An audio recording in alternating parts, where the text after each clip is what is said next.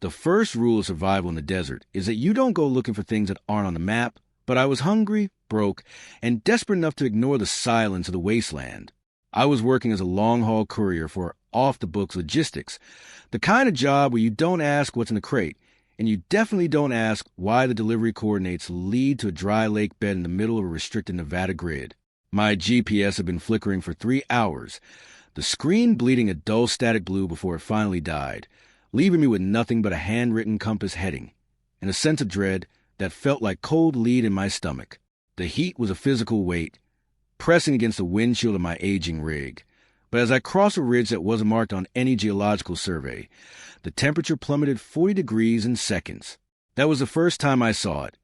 A massive, sprawling industrial complex carved directly into the throat of a jagged canyon, its surface covered in a matte black material that seemed to swallow the sunlight rather than reflect it.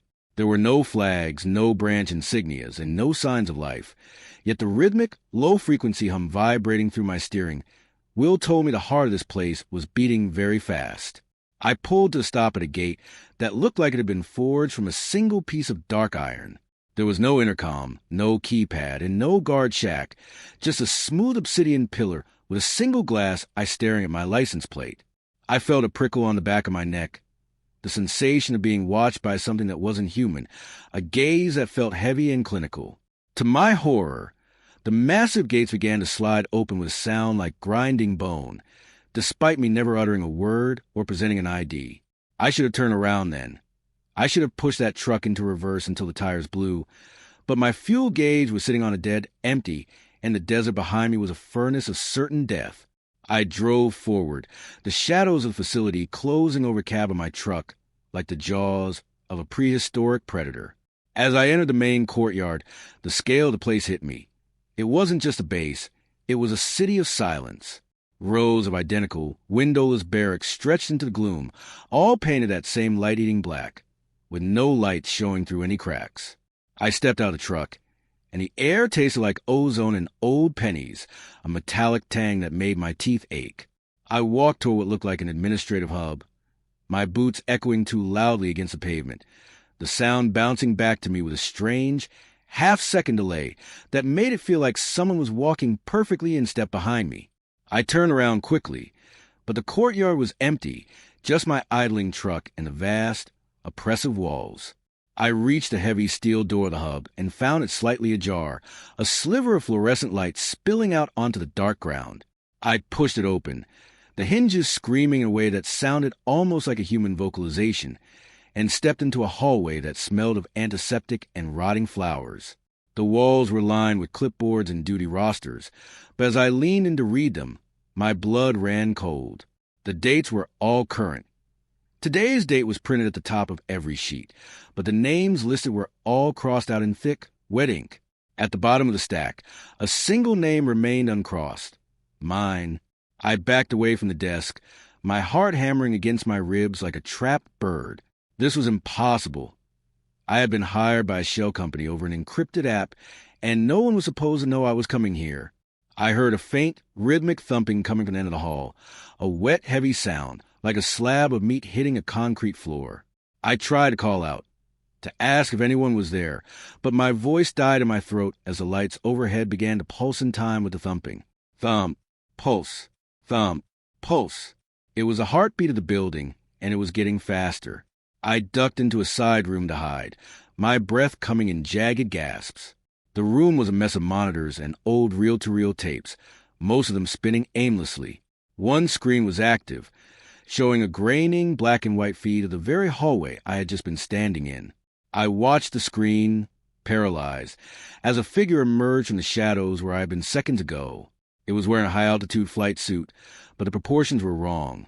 The arms were too long, reaching down past the knees, and the helmet's visor was cracked, revealing nothing but a shifting, oily darkness inside. The figure on the screen didn't move toward the room I was in. Instead, it turned and looked directly into the camera lens. I felt a cold surge of electricity shoot through my body as the creature, whatever it was, tilted its head at a 90-degree angle. On the desk next to the monitor, an old speaker crackled to life. It didn't play a voice, but but a recording of my own voice from 5 minutes ago, repeating the words I had thought but hadn't said. I shouldn't be here. I shouldn't be here. I realized then that this base wasn't abandoned. It was functioning exactly as intended, but the staff weren't biological anymore. I scrambled to the back of the room, looking for another exit, and found a heavy freight elevator with its doors pinned open by a discarded combat boot. The boot was still occupied by a foot, severed cleanly at the ankle, the skin a pale, waxy gray. I didn't scream. I didn't have the air for it. I just stepped over the grisly obstruction and slammed my fist into the down button, desperate to get away from the thing in the hallway. The elevator didn't go down. Instead, the floor fell away with a sickening lurch, dropping me into a vertical shaft that seemed to descend miles into the earth. As I fell, the walls of the shaft changed from concrete to a pulsing, organic material that looked like charred muscle. The air grew thick with the smell of sulfur and scorched hair. I gripped the handrail until my knuckles turned white, watching the floor numbers on the digital display scramble into symbols I didn't recognize. Mathematical equations that seemed to hurt my eyes to look at. When the elevator finally lurched to a halt, the doors didn't open. A voice whispered from the ceiling panels, a voice that sounded like 1,000 dead leaves scraping together. It called me by a nickname only my mother used, a name I hadn't heard in 20 years. You're late for your shift, the voice rasped, followed by a wet, clicking sound. The doors began to groan as something on the other side started to peel them apart with claws that sounded like knives on a chalkboard. The metal doors shrieked as they were peeled back like a tin can, revealing not a hallway, but a vast, underground hangar that stretched further than my eyes could see. The air down here was freezing, a dry, sterile cold that made my lungs burn with every panic breath. Thousands of black spheres, each about the size of a car, were suspended in midair by shimmering threads of translucent blue light. They hummed in a low, dissonant chord that vibrated in my teeth, a sound that felt like it was trying to rewrite my DNA. I stumbled out of the elevator, my legs shaking so violently I nearly collapsed. Behind me, the elevator door snapped shut, the metal fused together as if it had never been opened, leaving me trapped in a subterranean graveyard of technology that shouldn't exist. I began to run, but there was no direction that felt safe. The floor was etched with glowing circuits that pulsed with a rhythmic, sickly green light, guiding me deeper into the heart of the complex. I passed workstations where people were sitting, but as I got closer, I saw they weren't people at all. They were husks, human bodies hollowed out and filled with the same matte black material that covered the base's exterior. Their fingers moved with mechanical precision over consoles made of liquid light, typing out strings of code that looked like ancient ruins. They didn't look up as I passed. They didn't have eyes to look with. The deeper I went, the more the reality of the base began to fracture. I walked past a glass observation room and stopped dead. Inside, my own truck was parked. It wasn't the truck I had driven in.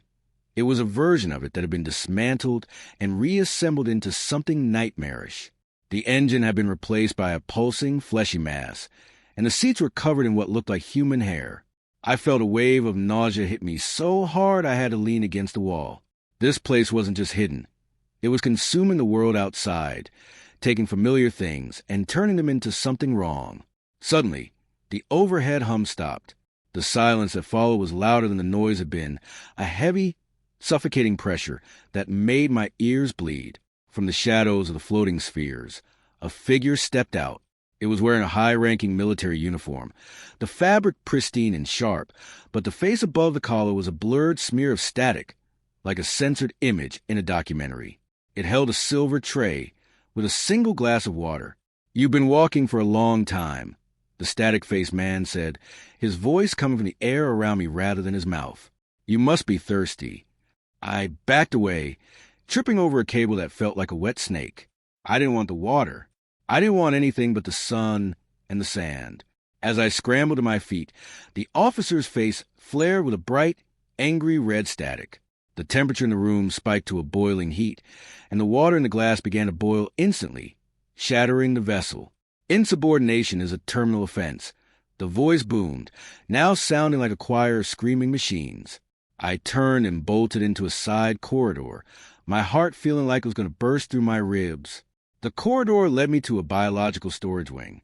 Huge vats of amber liquid lined the walls, and inside each one was a different person. I recognized them. These were the names from the list. The people who had disappeared on the desert roads over the last 50 years. They weren't dead. Their eyes were open, tracking my movement to the glass with a look of pure, unadulterated agony. One woman pressed her hand against the glass as I ran past, her skin peeling away like wet paper. She wasn't trying to escape. She was trying to warn me. I found a terminal that was partially smashed, its screen flickering with a map of the facility. I realized I was nearly 5 miles underground. The base wasn't built by the government. It was a parasite that had grown beneath the desert, mimicking a military installation to lure in the desperate and forgotten. It used our logic, our architecture, and our fears to build a cage we would walk into willingly. The map showed a single red line leading to a ventilation shaft, my only hope of reaching the surface. As I reached the shaft, the lights in the entire wing turned a deep blood red. A siren began to wail, but it wasn't a mechanical alarm. It sounded like a human being screaming at the top of their lungs, amplified 1,000 times. The floor beneath me began to tilt, the organic material of the walls groaning. As it started to constrict, the base was waking up, and it knew there was a foreign cell in its body. It was trying to digest me. I climbed into the ventilation duct, the metal burning my palms. I could hear something crawling in the pipes behind me, a skittering, multi-legged sound that moved with terrifying speed. Every time I looked back, I saw a flash of white bone or a glint of a cracked visor. It was a thing from the elevator, the long-armed pilot, and it was mimicking the sound of my own panicked breathing to mock me. Almost there, it whispered in my own voice, the sound echoing to the metal vent. Just a little further, I reached a vertical ladder that seemed to go up forever. I climbed until my muscles screamed and my fingernails tore, leaving bloody streaks on the rungs. Above me, I could see a faint, flickering light, the moon. But as I got closer, I realized the light wasn't the moon. It was a giant, lidless eye peering down the shaft, its pupil a swirling vortex of the same black smoke I had seen earlier. The eye blinked, and the entire shaft shook with the force of a massive heartbeat.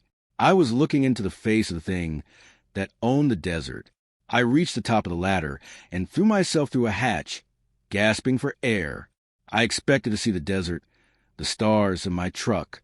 Instead, I found myself in a room that was a perfect replica of my own childhood bedroom. Everything was exactly where I left it 20 years ago, but the window didn't look out onto the street. It looked out into an endless, black void. On the bed sat a figure with its back to me, holding a photo of my family. It turned around, and its face was a mirror, reflecting my own terrified expression back at me. "Welcome home," it said, and the walls of the room began to bleed. The reflection in the mirror face didn't just show my fear. It began to distort, my own features stretching and melting until I looked like the hollowed-out husks I had seen in the hangar. I didn't stay to watch the transformation finish. I threw a heavy glass lamp at the mirror entity, the sound of breaking glass echoing like a gunshot in a vacuum, and I sprinted to the only door in the room. I wasn't in a bedroom anymore. I was back in the matte black corridors, but the geometry was failing. The floor felt like soft, wet velvet, and the walls were leaning inward at impossible angles, whispering secrets in languages that made my brain feel like it was being scrubbed with sandpaper. I realized then that the base wasn't just a place. It was a digestive system, and I was the last piece of grit it couldn't quite break down. I burst through a final set of double doors and found myself on the roof of the main facility. The night sky above Nevada wasn't black. It was a swirling, bruised purple, and the stars were moving in synchronized mechanical patterns that felt like a countdown. Below me, the non-existent base was sprawling out, its silhouette shifting and growing like a mole colony. Thousands of those black spheres were rising from the hangars, floating silently into the atmosphere like a swarm of predatory spores. I looked for my truck, but all I saw was a pile of rusted scrap metal that looked like it had been sitting in the sun for 50 years. Time didn't work here. I had been inside for an hour, but the world I knew was already decaying. A low, guttural vibration shook the roof, nearly throwing me off the edge. From the center of the complex, a massive tower began to telescope upward, its surface covered in twitching, translucent human limbs fused into the metal. At the very top, a searchlight ignited, but it didn't cast light. It cast shadow. A beam of pure darkness swept across the desert, and wherever it touched, the ground vanished, leaving behind a static-filled void. I realized the base wasn't just hiding. It was deleting the world bit by bit and replacing it with this nightmare. I felt a hand on my shoulder, a cold, heavy weight that didn't feel like fingers, but like a cluster of wet stones. I turned to see the pilot again, the one with the cracked visor. It didn't attack me. It handed me a rusted set of keys, the keys to my truck. "The exit is a dream," it whispered, the voice now a perfect, haunting mimicry of my own father's voice. "If you stop running, you become the dream." The creature's visor shattered completely, revealing that there was no head inside the suit, only a miniature, swirling galaxy of that same oily black smoke. It pointed toward the perimeter fence, where a single, flickering neon sign for a gas station appeared out of the void like a hallucination. It was the last piece of my reality left, and it was fading fast. I leapt from the roof, my body hitting the soft, organic ground with a thud that knocked the wind out of me. I didn't care about broken bones. I scrambled toward the neon sign, my lungs screaming as the ozone air turned into thick, black sludge. The bass behind me let out a final, world-ending roar, a sound of metal twisting and spirits wailing in unison. The ground began to dissolve into static beneath my feet.